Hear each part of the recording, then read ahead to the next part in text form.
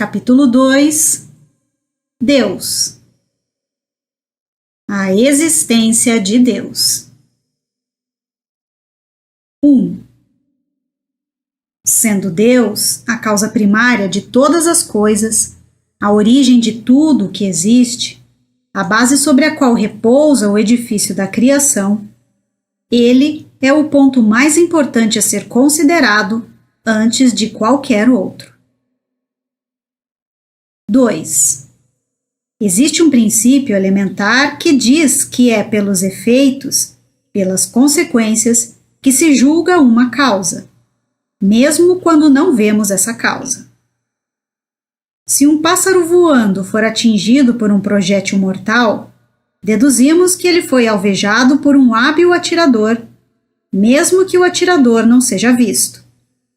Assim, nem sempre é preciso que se veja uma coisa para se ter a certeza de que ela existe. Em tudo, é observando os efeitos e através deles que chegamos ao conhecimento das causas que o produzem. 3. Outro princípio igualmente elementar, tão verdadeiro que foi aceito como axioma, verdade que não precisa ser comprovada, é o de que todo efeito inteligente tem que resultar de uma causa inteligente. Se perguntássemos quem é o construtor de um mecanismo engenhoso qualquer, o que não iríamos pensar daquele que respondesse que ele se fez por si mesmo? Quando se contempla uma obra-prima da arte ou da indústria, dizemos que ela só pode ter sido produzida por um homem genial, uma vez que apenas uma inteligência superior poderia concebê-la. Entretanto, reconhecemos que ela é obra de um homem, porque não está acima da capacidade humana. A ninguém ocorrerá a ideia de dizer que ela saiu do cérebro de um deficiente mental ou de um ignorante, e, menos ainda, de que ela seja o trabalho de um animal ou o produto do acaso. 4. Em toda parte se reconhece a presença do homem pelas obras que ele realiza.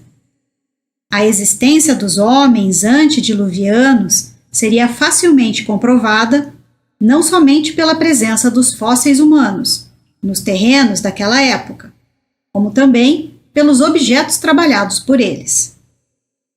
Um fragmento de vaso, uma pedra talhada, uma arma, um tijolo, bastariam para testemunhar-lhe a presença. Pela simplicidade ou pela perfeição do trabalho, seria possível reconhecer o grau de inteligência ou de adiantamento daqueles que executaram essas obras.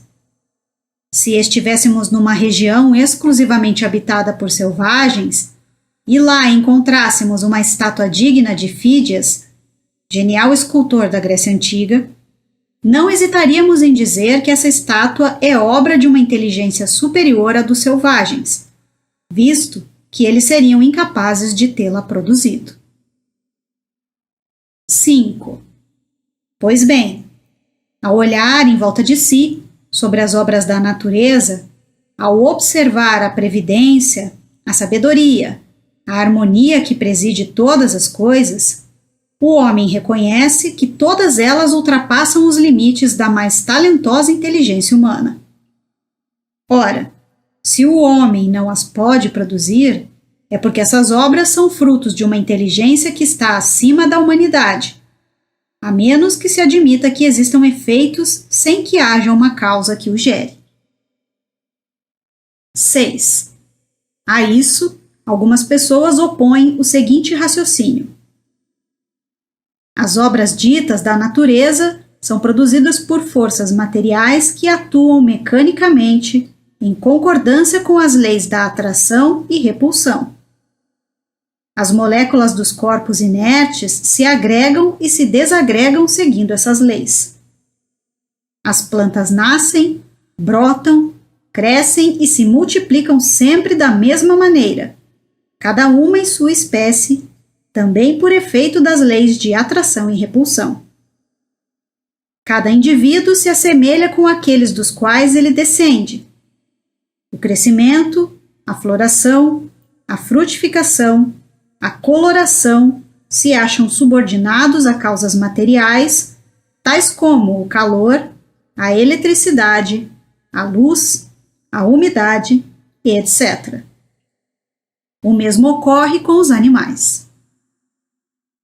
Os astros se formam pela atração molecular e se movem perpetuamente em suas órbitas pelo efeito da gravitação.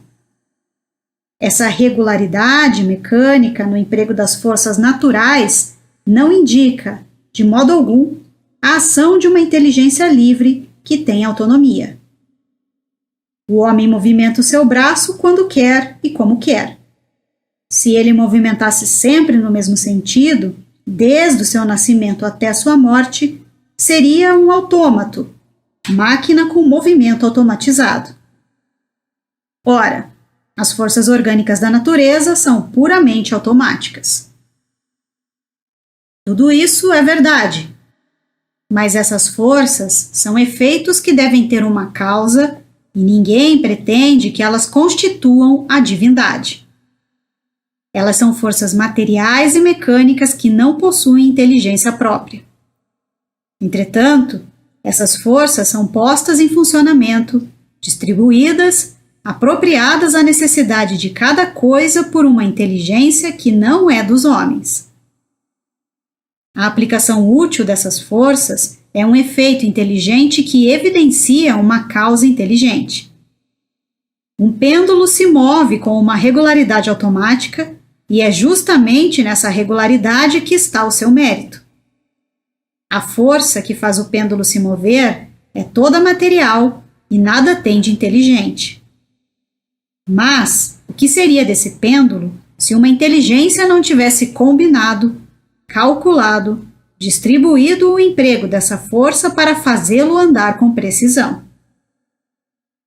Pelo fato de a inteligência não estar no mecanismo do pêndulo e também pelo fato dela não ser visível, seria racional concluir que ela não existe?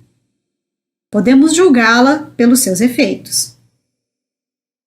A existência do relógio confirma a existência do relojoeiro. A engenhosidade do seu mecanismo atesta a inteligência e o saber de quem o fabricou. Quando um relógio nos dá a indicação da hora, no momento que precisamos, será que alguém já teve a ideia de dizer: aí está um relógio bastante inteligente? Com o mecanismo do universo acontece a mesma coisa. Deus não se mostra, mas se revela por suas obras. 7. Portanto, a existência de Deus é um fato comprovado não só pela revelação, como também pela evidência material dos fatos. Os povos selvagens não tiveram nenhuma revelação e, no entanto, acreditam instintivamente na existência de um poder sobre-humano. Eles veem coisas que estão acima das possibilidades do homem e assim concluem que essas coisas provêm de um ser que está acima da humanidade. Será que os selvagens não possuem mais lógica do que aqueles que pretendem que tais coisas tenham sido feitas por si mesmas? 8. Não é permitido ao homem conhecer a natureza íntima de Deus. Para compreendê-lo, ainda lhe falta um sentido próprio que só se adquire por meio da completa depuração do espírito. Mas, se o homem não pode conhecer a essência de Deus, ele pode, pelo raciocínio, chegar ao conhecimento de seus atributos essenciais, desde que aceite a sua existência como ponto de partida. Assim, vendo o que Deus absolutamente não pode ser, caso contrário deixaria de ser Deus, ele deduz daí o que ele deve ser. Sem o conhecimento dos atributos de Deus, seria impossível compreender a obra da criação. Eles são o ponto de partida de todas as crenças religiosas, e é pelo fato de essas crenças não terem se referido a esses atributos, como sendo o farol capaz de orientá-las, que a maior parte das religiões errou em seus dogmas. As religiões que não atribuíram a Deus a onipotência tiveram que imaginar muitos deuses. As que não lhe atribuíram a soberana bondade fizeram dele um Deus ciumento, colérico, parcial e vingativo. 9. Deus é a suprema e soberana inteligência.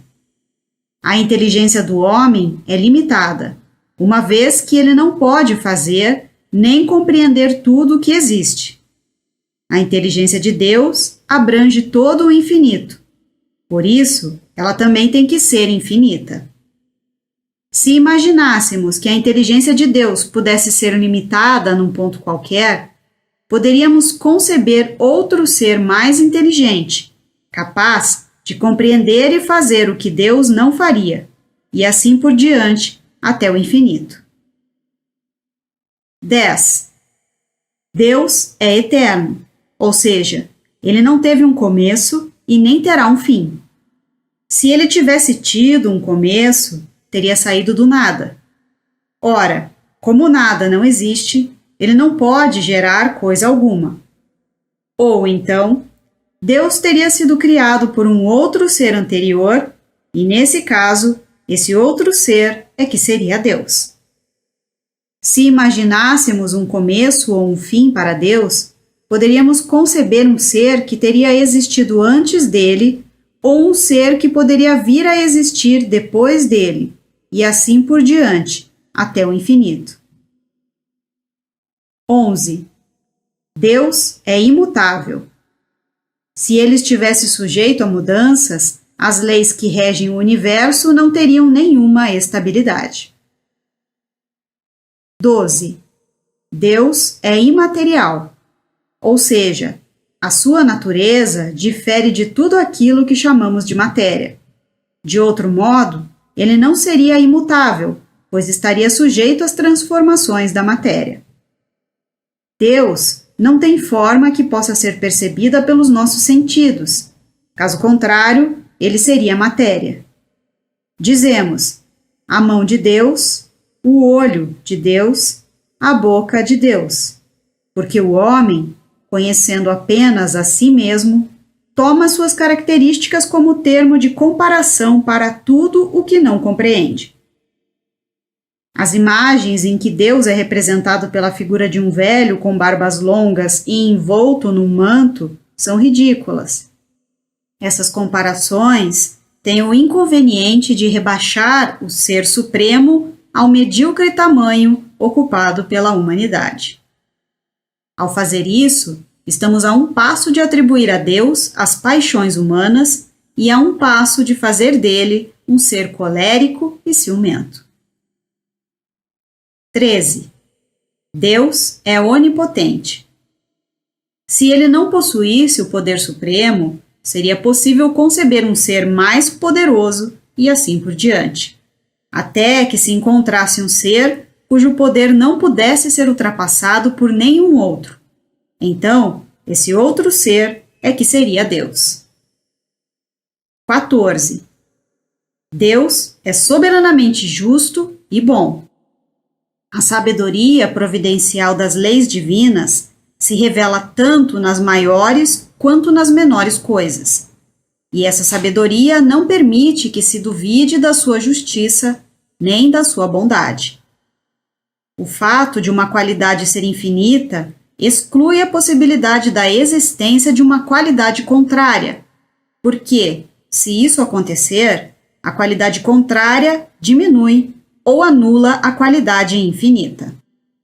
Um ser infinitamente bom não pode conter a mais insignificante parcela de maldade, assim como um ser infinitamente mau não pode conter a mais insignificante parcela de bondade. Do mesmo modo, um objeto não pode ser um negro absoluto se tiver a mais leve nuance de branco. Nem pode ser um branco absoluto com a mais leve mancha preta. Portanto, Deus não poderia ser ao mesmo tempo bom e mau, porque se não possuísse qualquer uma dessas duas qualidades em seu grau supremo, não seria Deus. Todas as coisas estariam sujeitas ao seu capricho e nenhuma delas seria estável. Assim, ele só poderia ser infinitamente bom ou infinitamente mau. Ora, como suas obras dão testemunho da sua sabedoria, da sua bondade e da sua solicitude, é necessário concluir que, não podendo ser ao mesmo tempo bom e mau, sem deixar de ser Deus, ele necessariamente tem que ser infinitamente bom. A soberana bondade implica também na soberana justiça, porque, se Deus agisse injustamente ou com parcialidade, numa única circunstância que fosse, ou em relação a uma só de suas criaturas, já não seria soberanamente justo, e, por consequência, também não seria soberanamente bom. 15. Deus é infinitamente perfeito. É impossível imaginar que Deus não possua a perfeição infinita, pois, se isso acontecesse, ele não seria Deus e sempre se poderia conceber um ser que possuísse aquilo que lhe faltasse. Para que nenhum ser possa superá-lo, é necessário que ele seja infinito em todas as suas qualidades. Os atributos de Deus, sendo infinitos, não estão sujeitos a aumento nem diminuição, visto que, do contrário, esses atributos não seriam infinitos e Deus não seria perfeito. Se retirássemos a mínima parcela de uma só de suas virtudes, já não teríamos mais Deus, porque poderia existir um ser mais perfeito do que ele. 16. Deus é único. O fato de Deus ser único é a consequência de serem infinitas as suas perfeições. Não poderia existir outro Deus a menos que fosse igualmente infinito em todas as coisas, visto que, se houvesse entre eles a mais leve diferença, um seria inferior ao outro, subordinado ao poder desse outro, e assim não seria Deus. Se entre ambos houvesse uma igualdade absoluta, isso seria o mesmo que existir por toda a eternidade o mesmo pensamento, uma mesma vontade e um mesmo poder. Por eles possuírem a mesma identidade, haveria na verdade um único Deus. Se cada um tivesse atribuições especiais, um não iria fazer o que o outro já tivesse feito, e desse modo não haveria entre eles uma igualdade perfeita, uma vez que nenhum deles possuiria a autoridade soberana. 17. A ignorância sobre o fato de que as perfeições de Deus são infinitas é que gerou o politeísmo, crença em vários deuses, culto adotado por todos os povos primitivos. Esses povos atribuíram à divindade, ou melhor, aos deuses, todo o poder que lhes parecia estar acima da humanidade. Mais tarde, a razão os levou a reunir esses diversos deuses num só. Depois, à medida que os homens foram compreendendo a essência dos atributos de Deus, deixaram de acreditar nos símbolos que haviam criado, porque eram justamente esses símbolos que faziam com que eles negassem esses atributos. 18. Em resumo, Deus somente pode ser Deus sob a condição de que nenhum outro ser o ultrapasse, porque, se existir um outro ser que o supere, seja no que for, ainda que apenas na espessura de um fio de cabelo, este ser é que seria o verdadeiro Deus. Então, para que isso não aconteça, é indispensável que ele seja infinito em tudo. Assim, ao comprovar a existência de Deus pelas obras que ele realiza, é possível determinar, por uma simples dedução lógica, os atributos que o caracterizam. 19.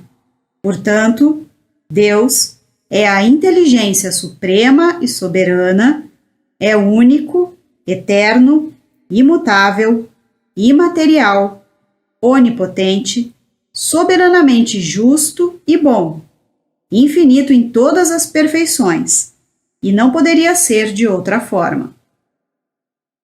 Os atributos de Deus são a base sobre a qual repousa o edifício universal. O farol cujos raios se estendem sobre o universo inteiro. A única luz que pode guiar o homem na procura da verdade. Orientando-se por essa luz, ele nunca se perderá. Por não seguir o caminho que lhe foi indicado, é que o homem erra com tanta frequência. Esse também é o critério infalível adotado por todas as doutrinas filosóficas e religiosas. Para avaliar essas doutrinas, o homem possui, nos atributos de Deus, o melhor instrumento de todos e pode afirmar com certeza que toda teoria, todo princípio, todo dogma, toda crença, toda prática que estiver em contradição com um só que seja desses atributos divinos, que tente anulá-los ou simplesmente enfraquecê-los, não pode estar com a verdade.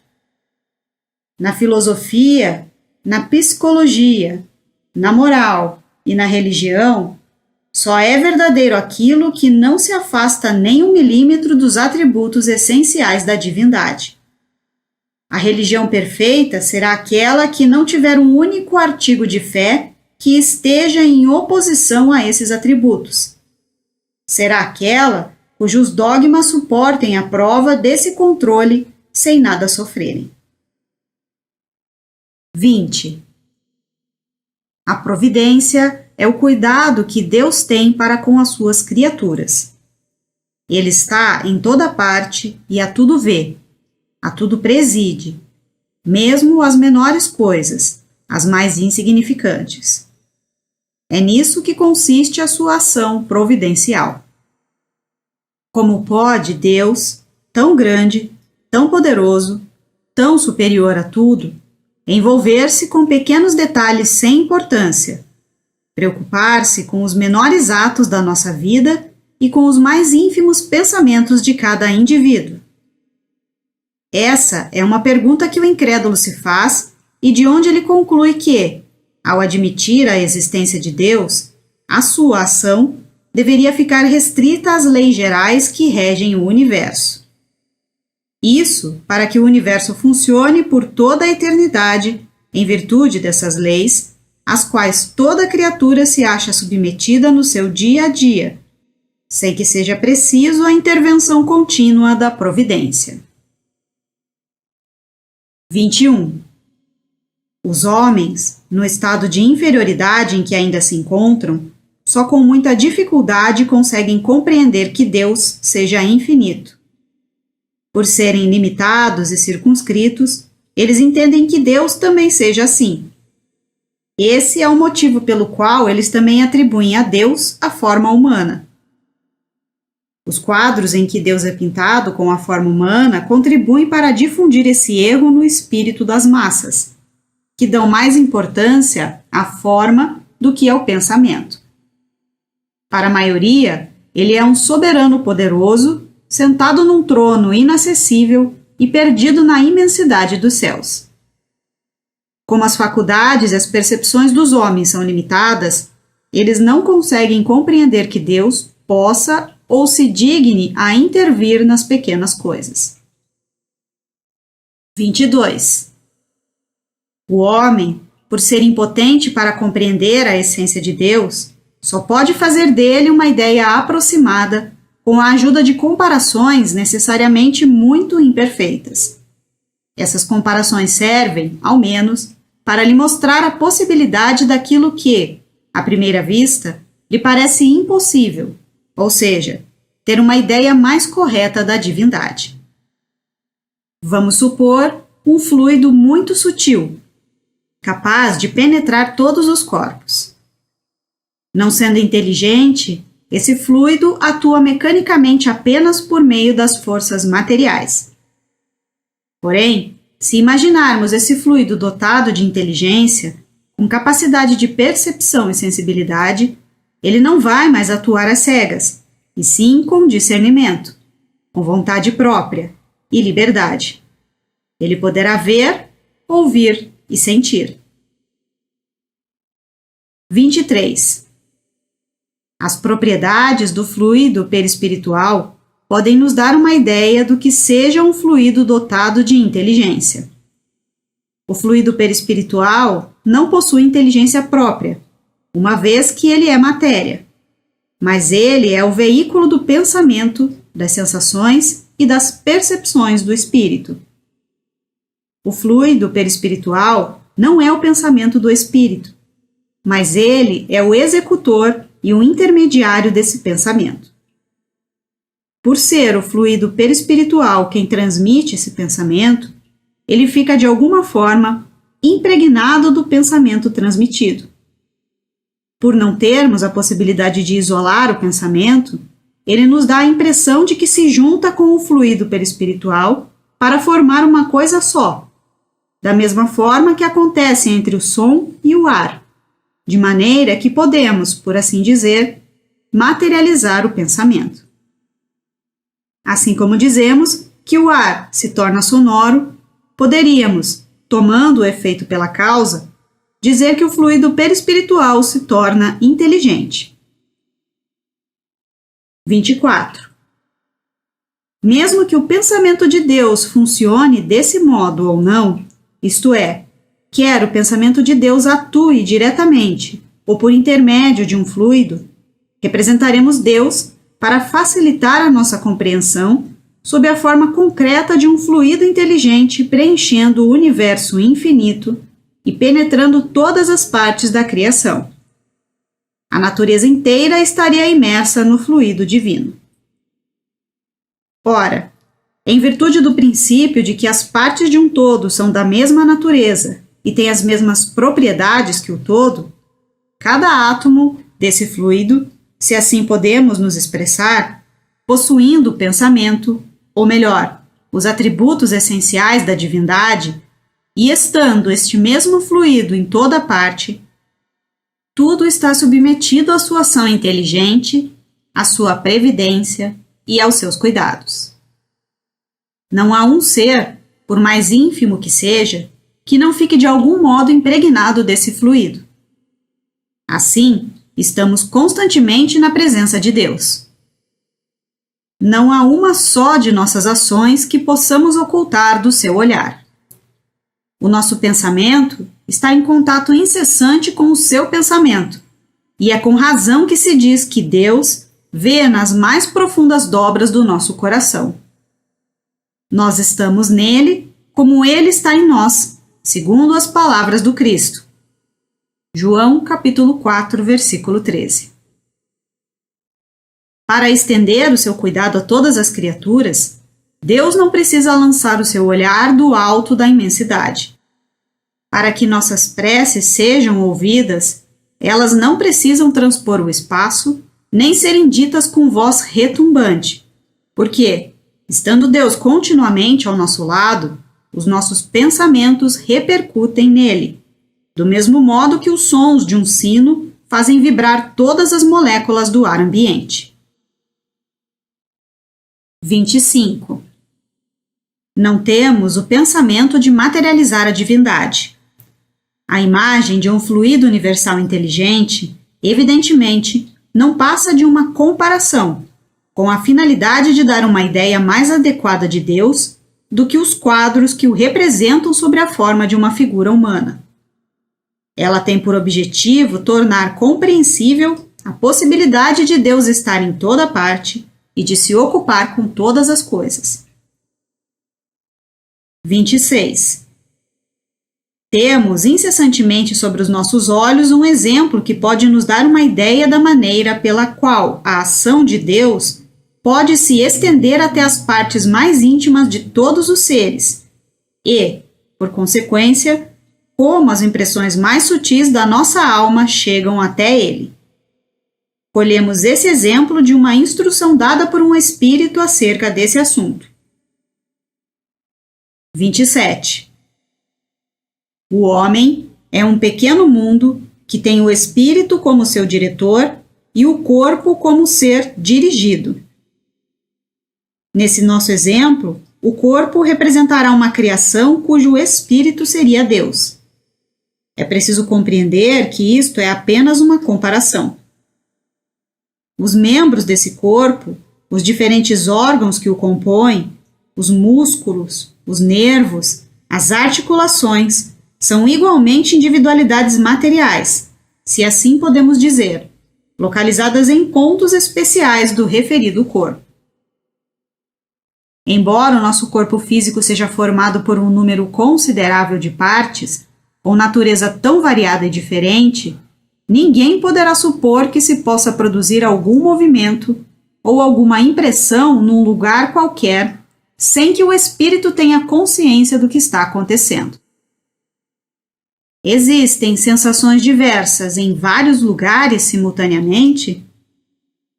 O espírito registra todas elas, distingue, analisa, atribui a cada sensação a causa que a determinou e o lugar no corpo em que ela se produziu, tudo por meio do fluido perispiritual. Um fenômeno semelhante ocorre entre Deus e a criação.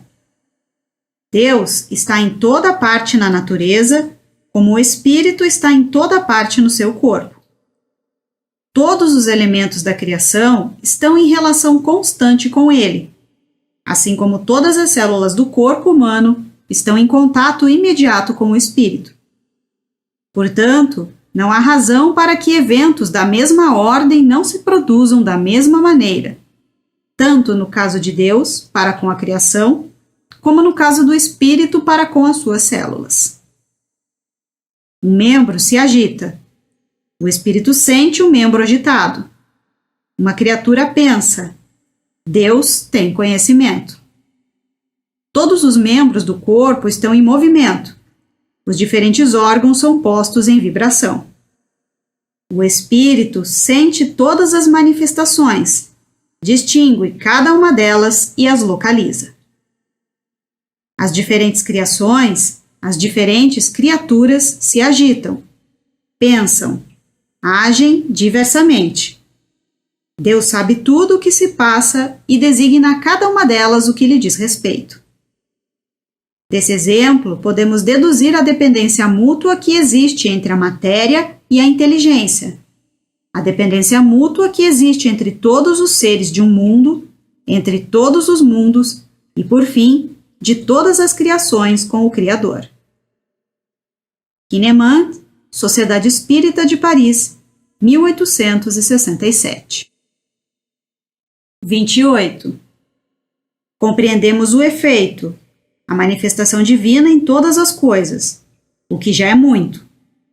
Do efeito chegamos à causa, Deus, e julgamos a sua grandeza pela grandeza do efeito.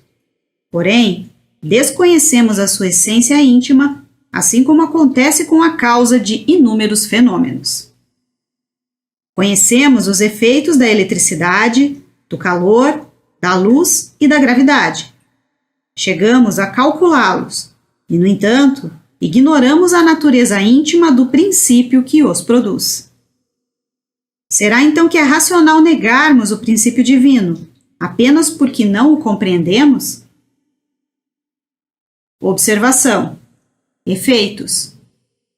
Os efeitos citados por Kardec, eletricidade, calor, luz e gravidade, vêm sendo estudados desde a sua época, e hoje a ciência moderna os compreende muito mais e melhor do que quando o livro A Gênese foi publicado em 1869. 29. Para o princípio da soberana inteligência, Deus, nada impede que se admita um centro de ação, um foco principal que irradia sem cessar, inundando o universo com seus fluidos sutilíssimos, assim como o Sol faz com a sua luz. Mas onde está esse foco? É o que ninguém pode responder. É bem possível que ele não se encontre fixado num ponto determinado, do mesmo modo que a sua ação igualmente não está fixada em nenhum ponto. Também é provável que esse foco percorra constantemente as regiões do espaço sem fim. Se os espíritos simples têm o dom da ubiquidade, estar em vários lugares ao mesmo tempo, em Deus, essa faculdade deve ser ilimitada. Se Deus preenche todo o universo, poderíamos admitir, a título de hipótese, que esse foco não precisa se transportar e que ele se forma em todos os pontos onde a soberana vontade julga conveniente que ele se produza. Pode-se dizer que ele está em toda parte e em parte alguma. 30. Diante desses problemas inexplicáveis, a nossa razão deve humilhar-se. Deus existe, disso não há como duvidar. Por sua própria essência, ele é infinitamente justo e bom. Os seus cuidados se estendem a tudo e a todos, e isso é possível compreender. Portanto, ele só pode querer o nosso bem, e é por isso que devemos confiar nele. Isso é o essencial. Quanto ao mais, vamos esperar até que sejamos dignos para compreendê-lo, compreender a sua essência. 31. Se Deus está em toda parte, por que não o vemos?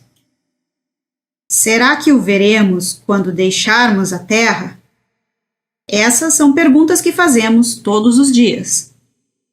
A primeira pergunta, por que não vemos Deus, é fácil de responder. Nossos órgãos materiais têm percepções limitadas que os tornam impróprios para a visão de certas coisas, mesmo que sejam materiais. É assim que certos fluidos escapam totalmente à nossa visão e aos instrumentos de análise, mas nem por isso duvidamos da existência desses fluidos. Vemos os efeitos da peste, mas não vemos o fluido que a transporta. Vemos os corpos em movimento sob a influência da força da gravidade, mas não vemos essa força.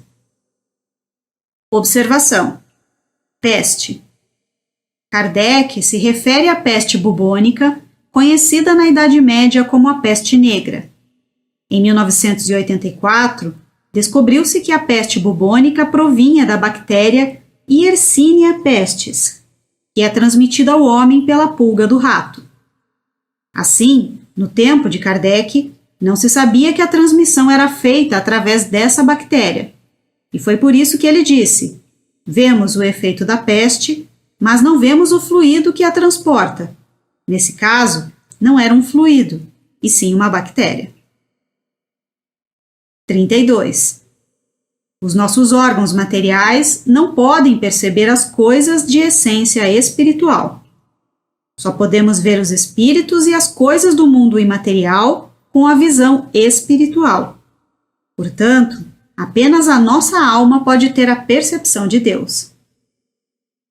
Será que ela o vê imediatamente após a morte? A esse respeito, somente as comunicações vindas do mundo espiritual podem nos esclarecer.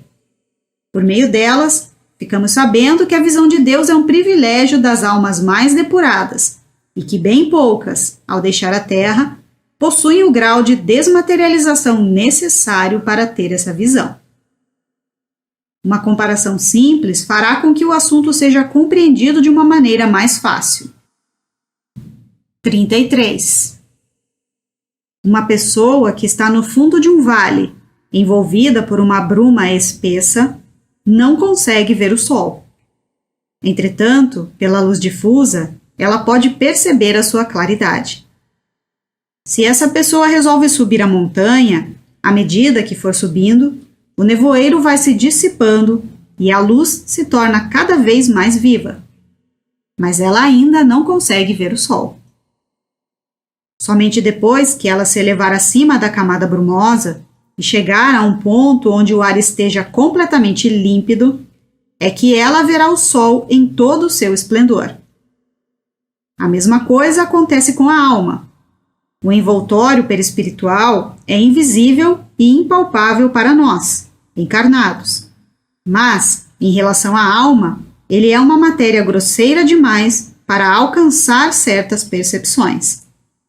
Esse envoltório se desmaterializa, se purifica, à medida que a alma se eleva moralmente.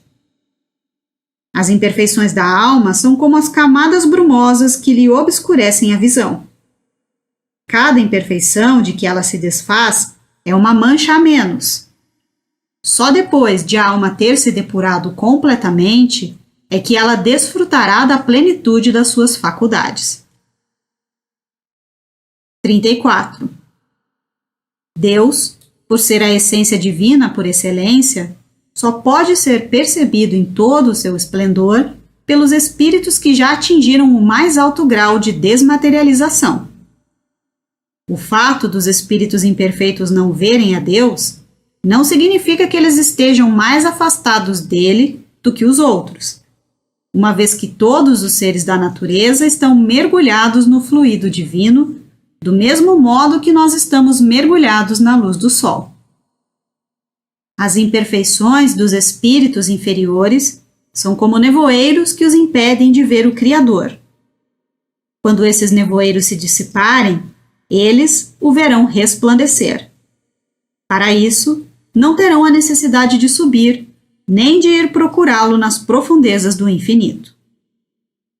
Assim que a visão espiritual estiver livre das manchas morais que obscurecem a visão desses espíritos, eles verão a Deus de qualquer lugar onde se encontrem, mesmo da terra, porque Deus está em toda parte.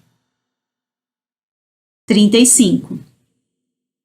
O espírito só se depura com o tempo. Podemos comparar as diversas encarnações como sendo o alambique no fundo do qual ele deixa, de cada vez, algumas impurezas.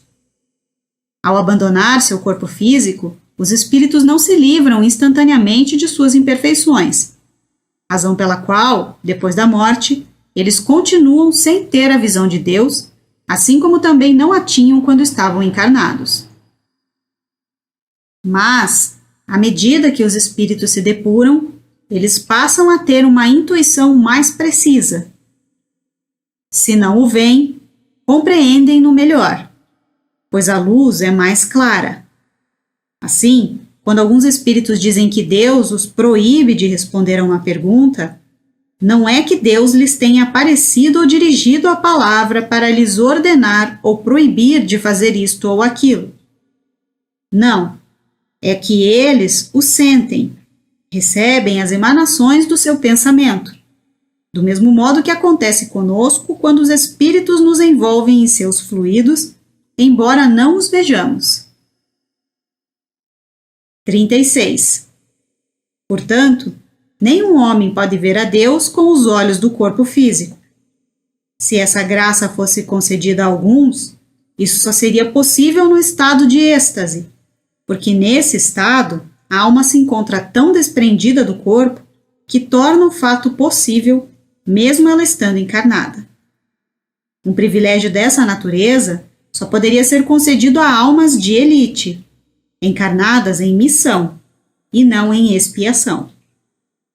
Os espíritos de categoria mais elevada brilham com uma intensidade muito grande e podem ofuscar os espíritos menos elevados, encarnados ou desencarnados. Esses espíritos menos elevados, deslumbrados com o esplendor do brilho que emana dos espíritos superiores, podem julgar que estão vendo o próprio Deus. É como aquele que vê um ministro e o confunde com o seu soberano.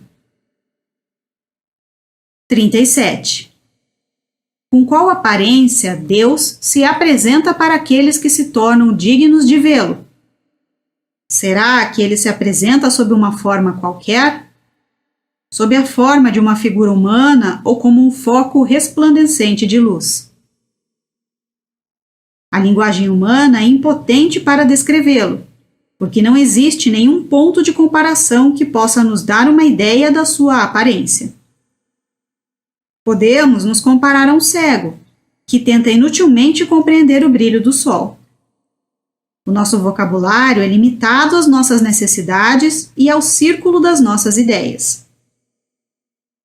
A linguagem dos selvagens não poderia descrever as maravilhas da civilização. A linguagem dos povos mais civilizados é muito pobre para descrever os esplendores dos céus. A nossa inteligência é muito limitada para compreender esses mundos felizes e a nossa visão, por ser muito fraca, seria por eles ofuscada. Capítulo 3. O bem e o mal. A origem do bem e do mal. 1.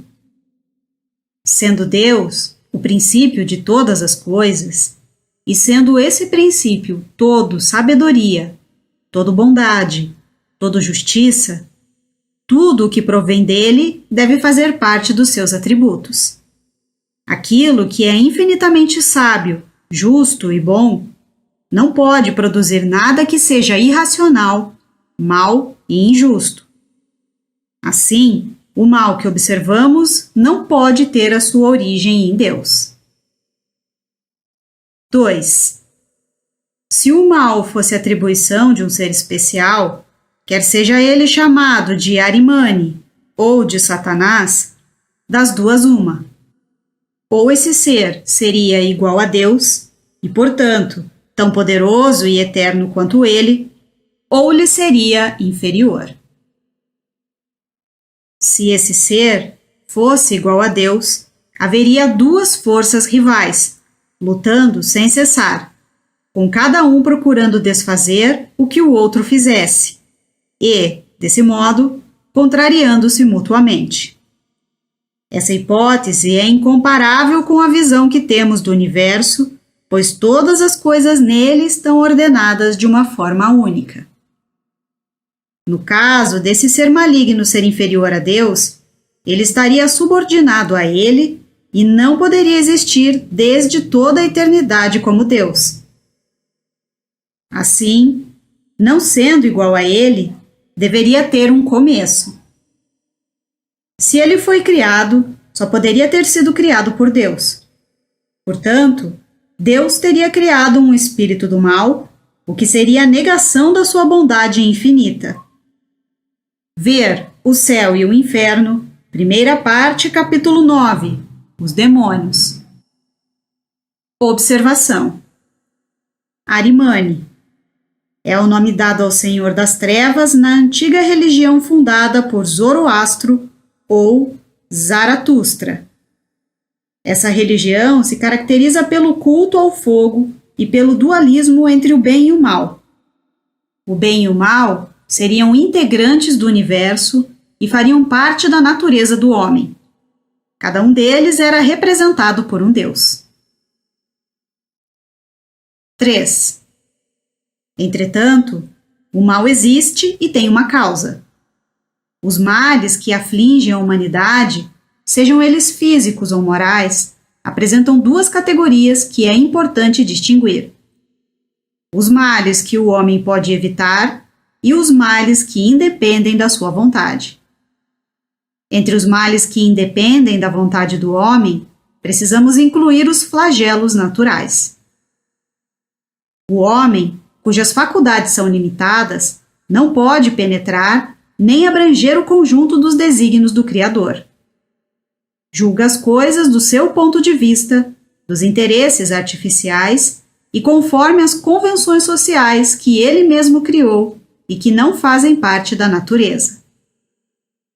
É por isso que, muitas vezes, ele julga uma determinada coisa como sendo má e injusta, mas depois, conhecendo a sua causa, a sua finalidade e o seu resultado final, passa a considerá-la justa e admirável. Ao procurar a razão de ser e a utilidade de cada coisa, o homem reconhece que tudo traz consigo a marca da sabedoria infinita e se inclina diante dessa sabedoria, mesmo em relação às coisas que não compreende. 4.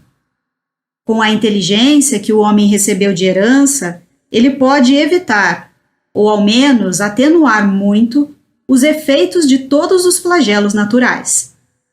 Quanto mais conhecimento adquire, mais civilizado ele fica e menos esses flagelos se tornam desastrosos. Com uma organização social sábia e previdente, o homem chegará mesmo a neutralizar as consequências desses flagelos, quando eles não puderem ser totalmente evitados. Portanto, mesmo para aqueles flagelos que têm a sua utilidade para o futuro e para a organização geral da natureza, mas que causam danos no presente, Deus concedeu ao homem os meios de paralisar os seus efeitos, pelas faculdades com as quais dotou o seu espírito. É desse modo que ele saneia as regiões insalubres, neutraliza os miasmas pestilentos, fertiliza as terras áridas e trabalha para preservá-las das inundações. Constrói habitações mais higiênicas e sólidas para resistirem aos ventos que são tão necessários à depuração da atmosfera, e se coloca ao abrigo das intempéries.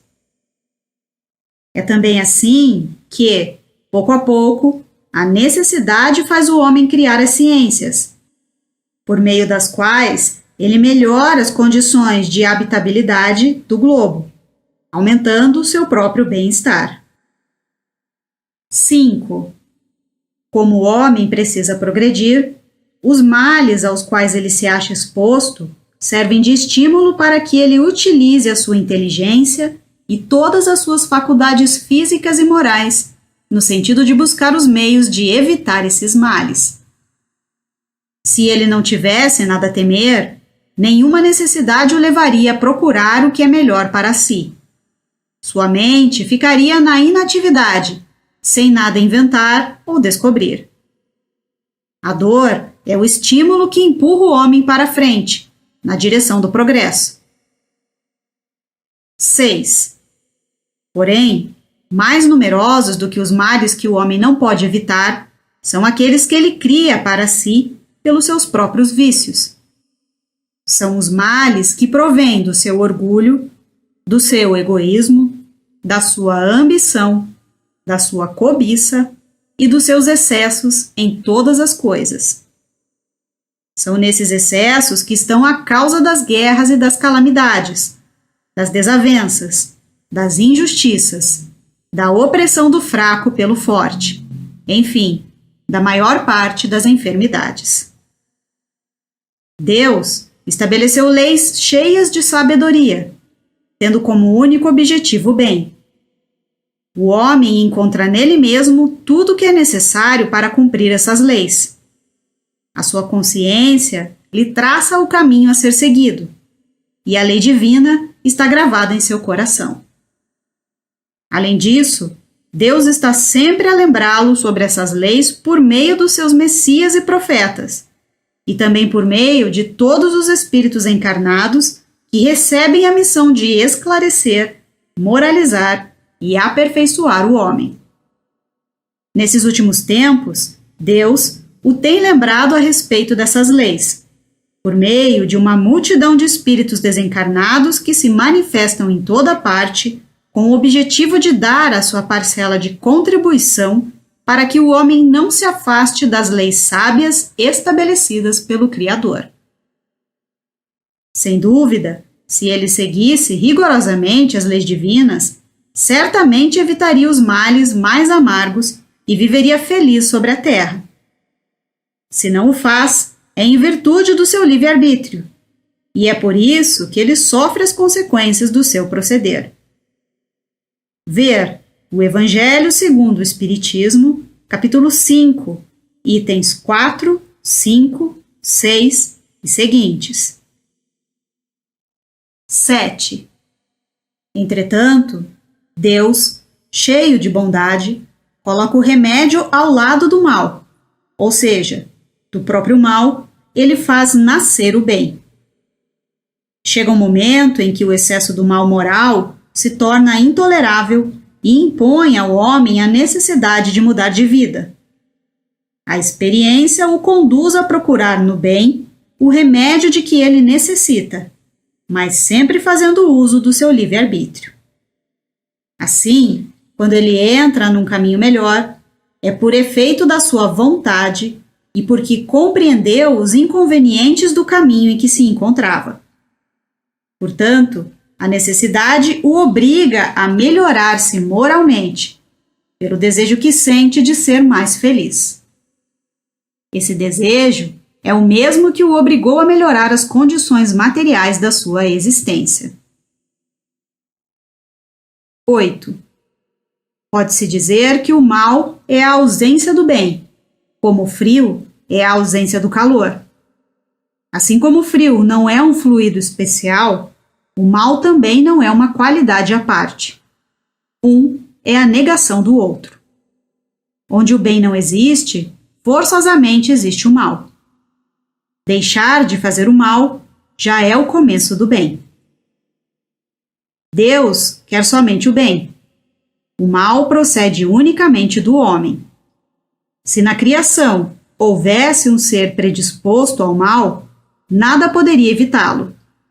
A causa do mal está no próprio homem e, se ele tem o livre-arbítrio e as leis divinas a guiá-lo, pode evitar esse mal quando quiser. Vamos fazer uma comparação utilizando um fato comum. Um proprietário sabe que nos limites de suas terras existe um lugar perigoso, onde poderia morrer ou se ferir quem por lá se aventurasse. O que ele faz para prevenir os possíveis acidentes?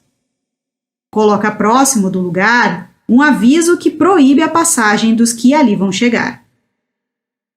Podemos dizer que o aviso é a lei. E a lei sempre é sábia e previdente. Se, apesar do aviso, o imprudente não lhe dá atenção e ultrapassa o limite permitido, vindo a ter problemas, a quem ele pode responsabilizar, senão a si mesmo? A mesma coisa acontece com o mal. O homem o evitaria se observasse as leis divinas. Deus colocou um limite na satisfação das necessidades e o homem é advertido desse limite quando fica saciado. Se ele ultrapassa o ponto que lhe é imposto, o faz voluntariamente. As moléstias, as enfermidades e a morte que pode resultar desses excessos provêm da sua imprevidência e não de Deus. 9. Sendo o mal o resultado das imperfeições do homem, e sendo o homem criado por Deus, podemos dizer que, se Deus não criou o mal, criou pelo menos a causa do mal. Se Deus tivesse criado o homem perfeito, o mal não existiria e certamente ele tenderia para o bem. Ora, em virtude do seu livre-arbítrio, o homem não pende necessariamente nem para o bem e nem para o mal. Deus quis que ele ficasse subordinado à lei do progresso e que esse progresso fosse o fruto do seu próprio trabalho, a fim de que ele tivesse o mérito pela realização desse trabalho, da mesma maneira que lhe cabe a responsabilidade pelo mal que pratica, utilizando a própria vontade.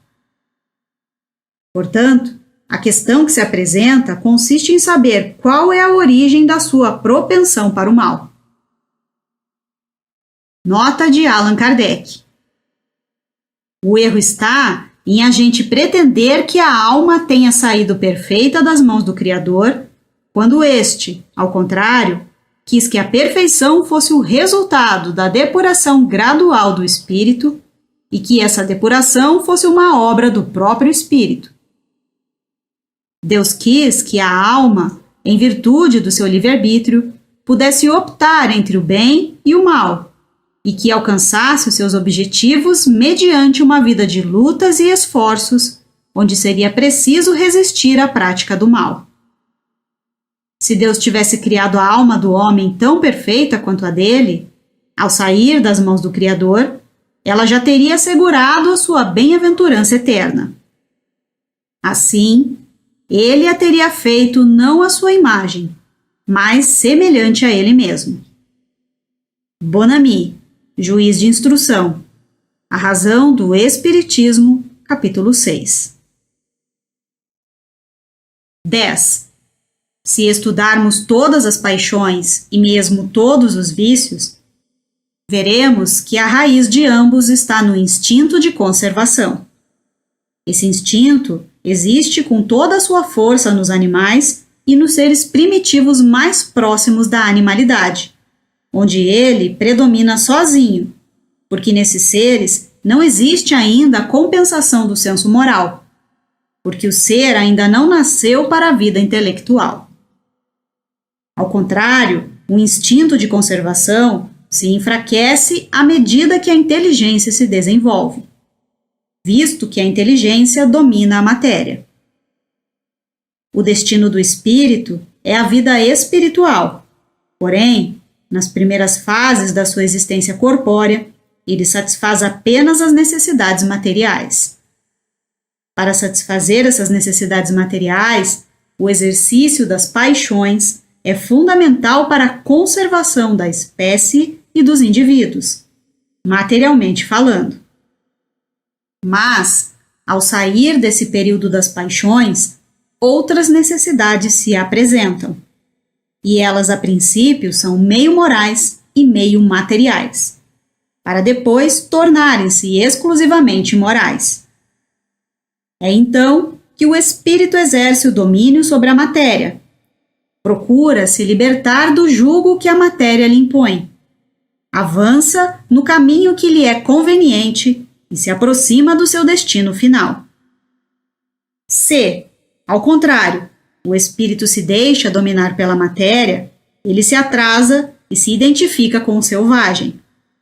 Nessa condição, o que antes era um bem, visto que era uma necessidade da sua natureza, torna-se um mal, não apenas porque não é mais uma necessidade, mas porque esse proceder se torna prejudicial à sua espiritualização. Muita coisa que é qualidade na criança torna-se defeito no adulto. Assim, podemos considerar o mal como sendo algo relativo, e a responsabilidade é proporcional ao grau de adiantamento de quem o pratica.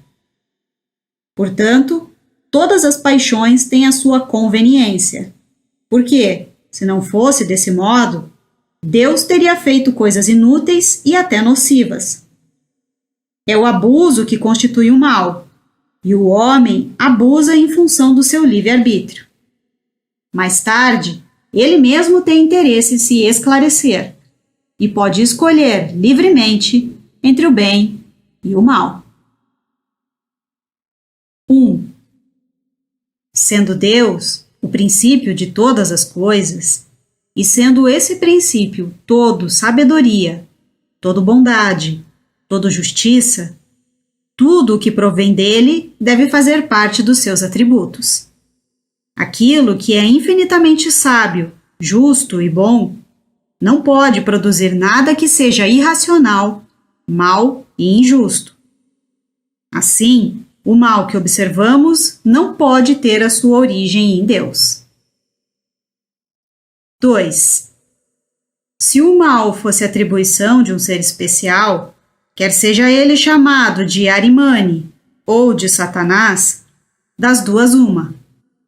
Ou esse ser seria igual a Deus, e, portanto, tão poderoso e eterno quanto ele, ou lhe seria inferior. Se esse ser fosse igual a Deus, haveria duas forças rivais, lutando sem cessar, com cada um procurando desfazer o que o outro fizesse, e, desse modo, contrariando-se mutuamente. Essa hipótese é incomparável com a visão que temos do universo, pois todas as coisas nele estão ordenadas de uma forma única. No caso desse ser maligno ser inferior a Deus, ele estaria subordinado a ele e não poderia existir desde toda a eternidade como Deus. Assim, não sendo igual a ele, deveria ter um começo. Se ele foi criado, só poderia ter sido criado por Deus. Portanto, Deus teria criado um espírito do mal, o que seria a negação da sua bondade infinita. Ver o céu e o inferno, primeira parte, capítulo 9, os demônios. Observação. Arimane. É o nome dado ao Senhor das Trevas na antiga religião fundada por Zoroastro ou Zaratustra. Essa religião se caracteriza pelo culto ao fogo e pelo dualismo entre o bem e o mal. O bem e o mal seriam integrantes do universo e fariam parte da natureza do homem. Cada um deles era representado por um deus. 3. Entretanto, o mal existe e tem uma causa. Os males que afligem a humanidade, sejam eles físicos ou morais, apresentam duas categorias que é importante distinguir: os males que o homem pode evitar e os males que independem da sua vontade. Entre os males que independem da vontade do homem, precisamos incluir os flagelos naturais. O homem, cujas faculdades são limitadas, não pode penetrar nem abranger o conjunto dos desígnios do Criador. Julga as coisas do seu ponto de vista, dos interesses artificiais e conforme as convenções sociais que ele mesmo criou e que não fazem parte da natureza. É por isso que, muitas vezes, ele julga uma determinada coisa como sendo má e injusta, mas depois, conhecendo a sua causa, a sua finalidade e o seu resultado final, passa a considerá-la justa e admirável. Ao procurar a razão de ser e a utilidade de cada coisa, o homem reconhece que tudo traz consigo a marca da sabedoria infinita e se inclina diante dessa sabedoria, mesmo em relação às coisas que não compreende. 4. Com a inteligência que o homem recebeu de herança, ele pode evitar, ou ao menos atenuar muito, os efeitos de todos os flagelos naturais. Quanto mais conhecimento adquire, mais civilizado ele fica e menos esses flagelos se tornam desastrosos. Com uma organização social sábia e previdente, o homem chegará mesmo a neutralizar as consequências desses flagelos, quando eles não puderem ser totalmente evitados. Portanto, mesmo para aqueles flagelos que têm a sua utilidade para o futuro e para a organização geral da natureza, mas que causam danos no presente, Deus concedeu ao homem os meios de paralisar os seus efeitos, pelas faculdades com as quais dotou o seu espírito. É desse modo que ele saneia as regiões insalubres, neutraliza os miasmas pestilentos, fertiliza as terras áridas e trabalha para preservá-las das inundações. Constrói habitações mais higiênicas e sólidas para resistirem aos ventos que são tão necessários à depuração da atmosfera, e se coloca ao abrigo das intempéries. É também assim que, pouco a pouco, a necessidade faz o homem criar as ciências, por meio das quais ele melhora as condições de habitabilidade do globo, aumentando o seu próprio bem-estar. 5. Como o homem precisa progredir, os males aos quais ele se acha exposto servem de estímulo para que ele utilize a sua inteligência e todas as suas faculdades físicas e morais, no sentido de buscar os meios de evitar esses males. Se ele não tivesse nada a temer, nenhuma necessidade o levaria a procurar o que é melhor para si. Sua mente ficaria na inatividade, sem nada inventar ou descobrir. A dor é o estímulo que empurra o homem para frente, na direção do progresso. 6. Porém, mais numerosos do que os males que o homem não pode evitar são aqueles que ele cria para si pelos seus próprios vícios. São os males que provêm do seu orgulho, do seu egoísmo, da sua ambição, da sua cobiça e dos seus excessos em todas as coisas.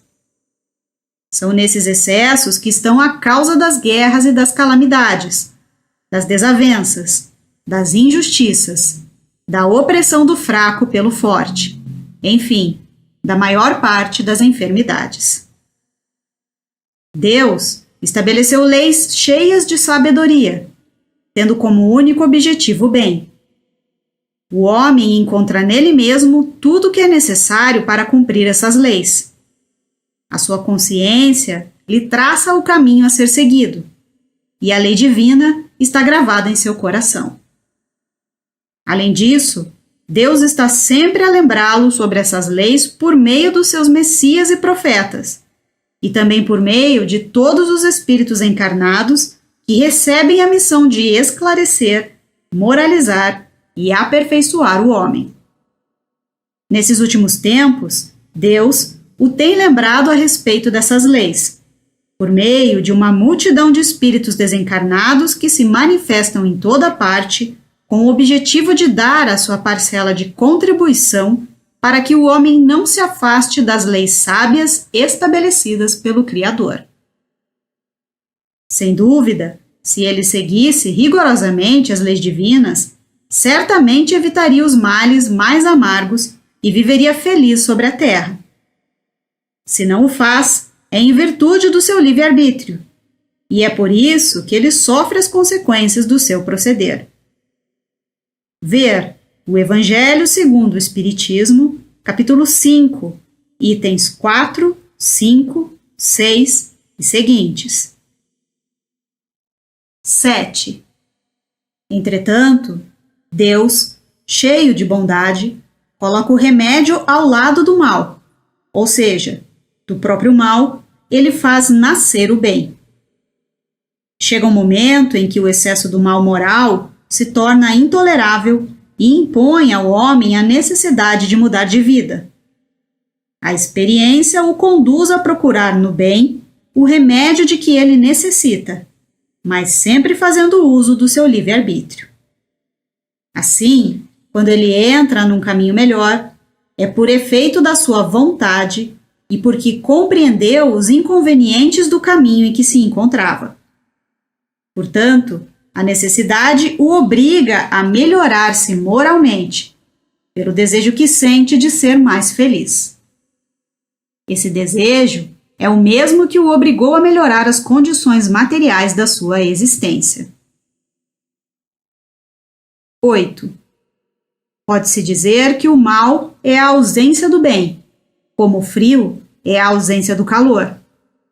Assim como o frio não é um fluido especial, o mal também não é uma qualidade à parte.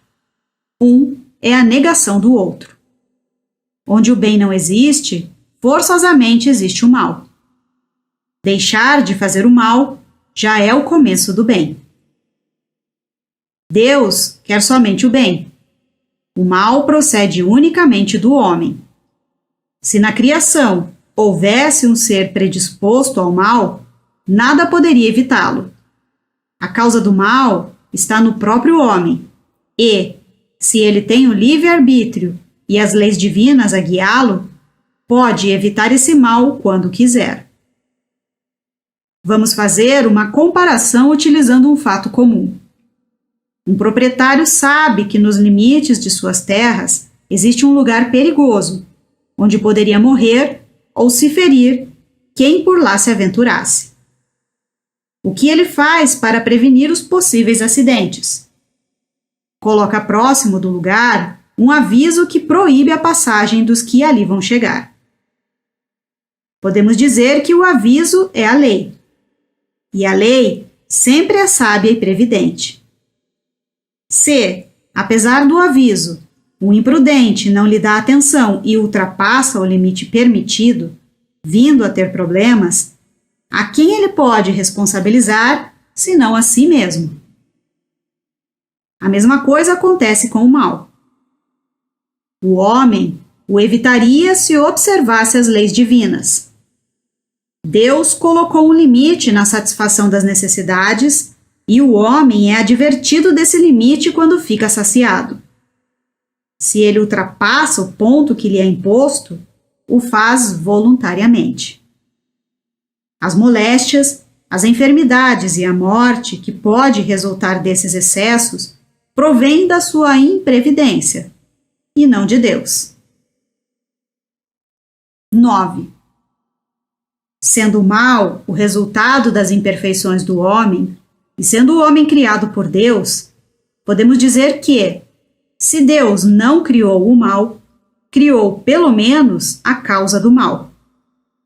Se Deus tivesse criado o homem perfeito, o mal não existiria e certamente ele tenderia para o bem. Ora, em virtude do seu livre-arbítrio, o homem não pende necessariamente nem para o bem e nem para o mal.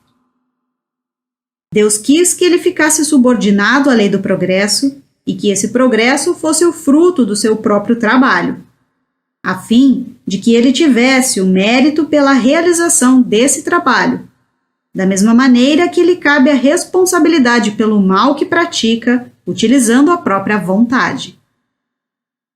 Portanto, a questão que se apresenta consiste em saber qual é a origem da sua propensão para o mal. Nota de Allan Kardec. O erro está em a gente pretender que a alma tenha saído perfeita das mãos do Criador, quando este, ao contrário, quis que a perfeição fosse o resultado da depuração gradual do espírito e que essa depuração fosse uma obra do próprio espírito.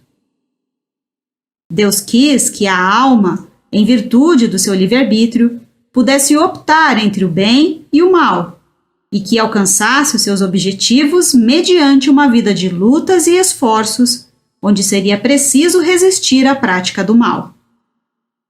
Se Deus tivesse criado a alma do homem tão perfeita quanto a dele, ao sair das mãos do Criador, ela já teria assegurado a sua bem-aventurança eterna.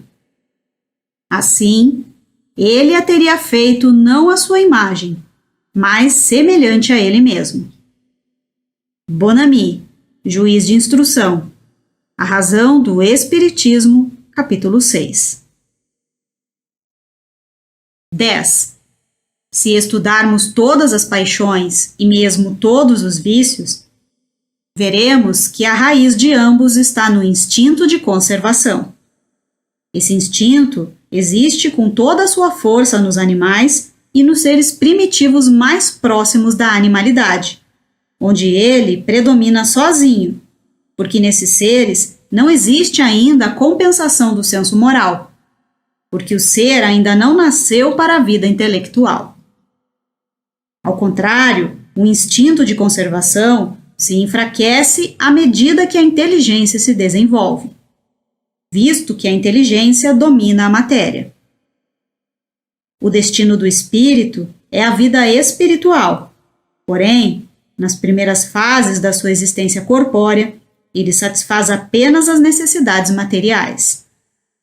Para satisfazer essas necessidades materiais, o exercício das paixões é fundamental para a conservação da espécie e dos indivíduos, materialmente falando. Mas, ao sair desse período das paixões, outras necessidades se apresentam, e elas a princípio são meio morais e meio materiais, para depois tornarem-se exclusivamente morais. É então que o espírito exerce o domínio sobre a matéria, procura se libertar do jugo que a matéria lhe impõe, avança no caminho que lhe é conveniente e se aproxima do seu destino final. Se, ao contrário, o espírito se deixa dominar pela matéria, ele se atrasa e se identifica com o selvagem. Nessa condição, o que antes era um bem, visto que era uma necessidade da sua natureza, torna-se um mal, não apenas porque não é mais uma necessidade, mas porque esse proceder se torna prejudicial à sua espiritualização. Muita coisa que é qualidade na criança torna-se defeito no adulto. Assim, podemos considerar o mal como sendo algo relativo, e a responsabilidade é proporcional ao grau de adiantamento de quem o pratica. Portanto, todas as paixões têm a sua conveniência, porque, se não fosse desse modo, Deus teria feito coisas inúteis e até nocivas. É o abuso que constitui o mal, e o homem abusa em função do seu livre-arbítrio. Mais tarde, ele mesmo tem interesse em se esclarecer e pode escolher livremente entre o bem e o mal. 20. A destruição recíproca dos seres vivos é uma das leis da natureza que, no primeiro momento, parece não se conciliar com a bondade de Deus. Pergunta-se: por que Deus criou para eles a necessidade de se destruírem mutuamente para que uns possam se alimentar à custa dos outros? Para aquele que vê apenas a matéria e restringe a sua visão à vida presente, parece haver, de fato, uma imperfeição qualquer na obra divina.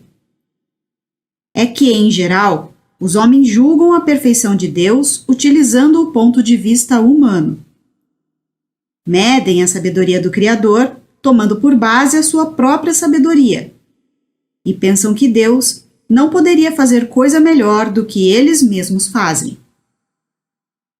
A curta visão que os homens possuem não lhes permite apreciar o conjunto. Por isso, não compreendem que um bem verdadeiro possa decorrer de um mal aparente.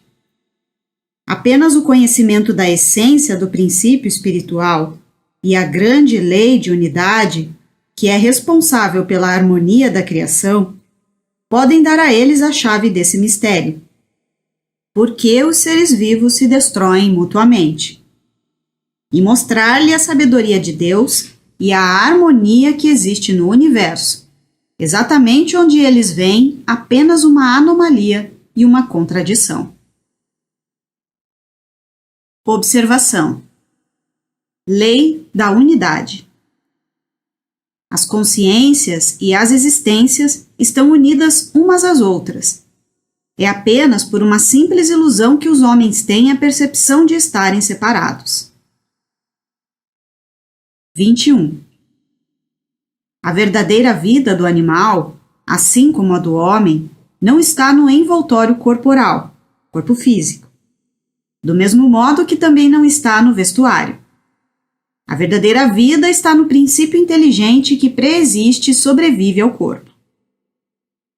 O princípio inteligente, espírito, necessita do corpo para se desenvolver, e isso ocorre pelo trabalho que ele realiza sobre a matéria bruta. O corpo se desgasta nesse trabalho, mas o espírito não. Ao contrário, do trabalho que executa sobre a matéria bruta, o espírito sai cada vez mais forte, mais lúcido e mais apto. Portanto, que importância tem se o espírito troca de envoltório com maior ou menor frequência? Ele não deixa de ser espírito em função disso. É exatamente como se um homem trocasse suas roupas 100 vezes ao ano. Ele não deixaria de ser homem por causa dessas trocas.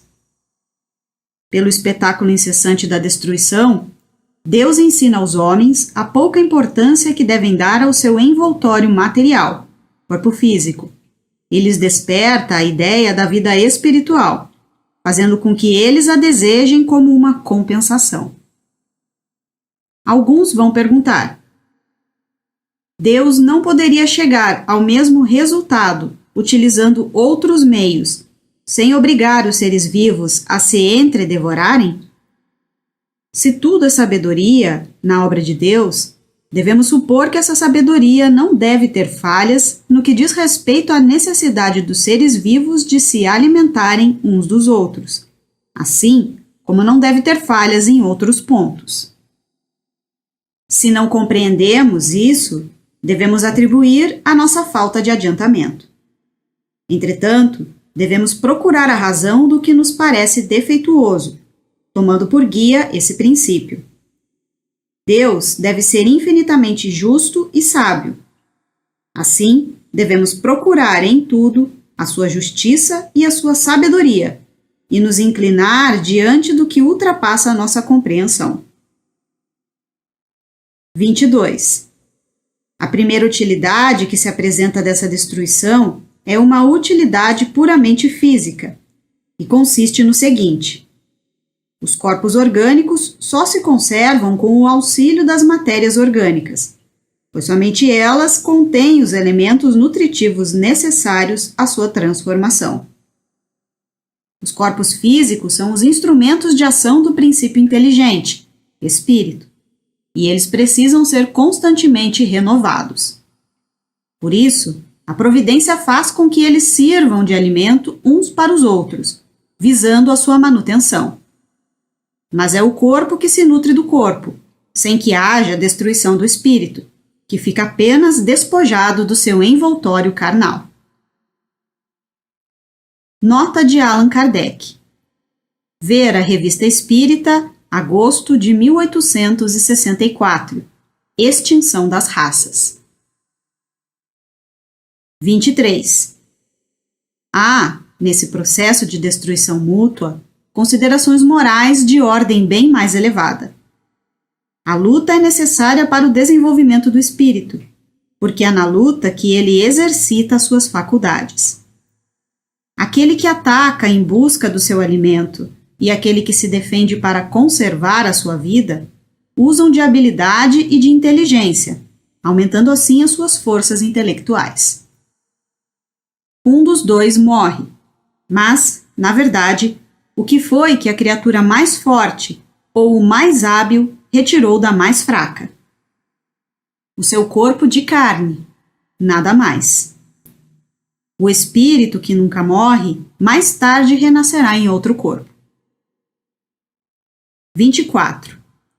Nos seres inferiores da criação, naqueles em que o senso moral não existe, naqueles em que a inteligência ainda não substituiu o instinto, a luta só pode ter por objetivo a satisfação de uma necessidade material. Ora, uma das necessidades materiais mais imperiosas é a da alimentação. Portanto, eles lutam unicamente para viver, ou melhor, para agarrar uma presa ou para se defender de um ataque, visto que não são estimulados por um objetivo mais elevado. É nesse primeiro período que a alma se elabora e se ensaia para a vida. No homem, há um período de transição em que ele mal se distingue do animal. Nas primeiras fases, o instinto animal domina e a luta ainda tem por objetivo a satisfação das necessidades materiais. Mais tarde, existe um equilíbrio entre o instinto animal e o sentimento moral. O homem então luta, não mais para se alimentar, mas para satisfazer a sua ambição, o seu orgulho e a sua necessidade de dominar. Para isso, ele ainda precisa destruir. Entretanto, à medida que prepondera o senso moral, a sensibilidade se desenvolve e a necessidade de destruir diminui, acabando mesmo por desaparecer e se tornar odiosa. Então, o homem passa a ter horror ao sangue. Por outro lado, a luta é sempre necessária ao desenvolvimento do espírito, pois mesmo chegando a esse ponto que nos parece culminante, ele ainda está longe de ser perfeito. É somente à custa de sua atividade que o espírito adquire conhecimentos, experiência e se despoja dos últimos vestígios da animalidade. A partir desse momento, a luta, que era sangrenta e brutal, torna-se puramente intelectual. O homem passa a lutar contra as dificuldades e não mais contra os seus semelhantes. Nota de Allan Kardec. Sem fazer um julgamento prévio sobre as consequências que podem ser tiradas do princípio da destruição entre os seres vivos, apenas quisemos demonstrar, por essa explicação, que a referida destruição em nada compromete a sabedoria de Deus, e que tudo possui uma sequência lógica nas leis da natureza. Essa sequência lógica necessariamente se quebra, se retirarmos o princípio espiritual. É por isso que muitas questões permanecem insolúveis, se levarmos em conta apenas o princípio material. As doutrinas materialistas trazem consigo o princípio da sua própria destruição. Elas têm contra si não só a incompatibilidade com as aspirações de todos os homens e suas consequências morais, que fazem com que elas sejam repelidas por terem como finalidade a dissolução da sociedade, mas também a necessidade que o homem tem de se inteirar de tudo aquilo que resulta do progresso. O desenvolvimento intelectual faz com que o homem pesquise a causa e o porquê das coisas. Ora, por pouco que ele reflita, não tardará a reconhecer que o materialismo é impotente para explicar tudo. Como é possível que doutrinas que não satisfaçam ao coração, nem à razão, nem à inteligência, que deixam sem solução as questões mais vitais, possam prevalecer? O progresso das ideias aniquilará o materialismo, como já o fez com o fanatismo.